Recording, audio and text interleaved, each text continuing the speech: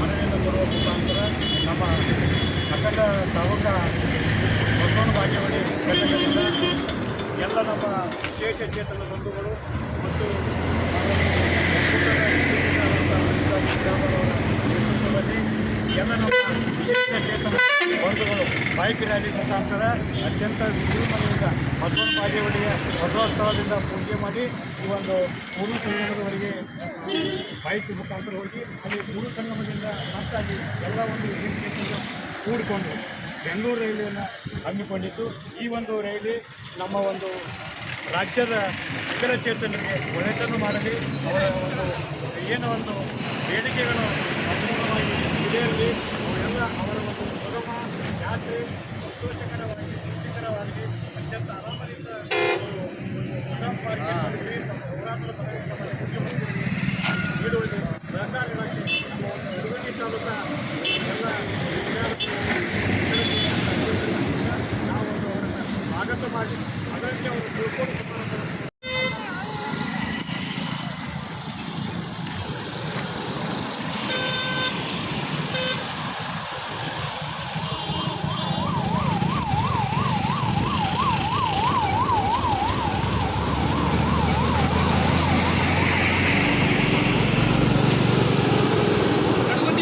Vamos.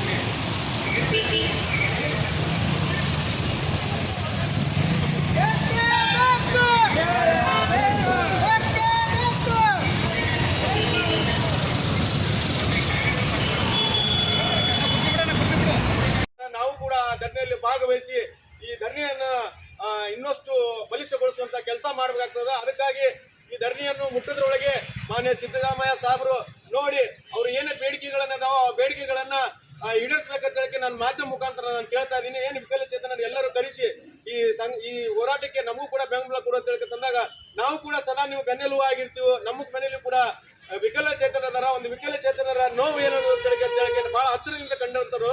ಅದಕ್ಕಾಗಿ ನಮಗೂ ಸಾಕಷ್ಟು ನೋವಿದೆ. ಸರ್ಕಾರದ ಮೇಲೆ ನಾವು ಒತ್ತಡವನ್ನು ಹಾಕ್ತಾ ಆದ್ರೆ ಸರ್ಕಾರ ಆದಷ್ಟು ಬೇಗ ಅವ್ರಿಗೇನಿದಿಲ್ಲ ಅವರ ಅವರ ಬೇಡಿಕೆಗಳನ್ನ ಈಡೇರಿಸಬೇಕಂತ ಕೇಳ್ಕೊತಾ ಇದ್ದೀನಿ ಮಾಧ್ಯಮ ಮೂಲಕ. ಈ ಬಸವನ ಬಾಗೇವಾಡಿಯಿಂದ ಇವತ್ತೇನಿದಿಲ್ಲ ಅಣ್ಣಗುರು ವಿಶ್ವಗುರು ಅಣ್ಣ ಬಸವಣ್ಣವರ ನಾಡ್ಲಿಂದ ಇವತ್ತು ಈ ಚಾಲನೆ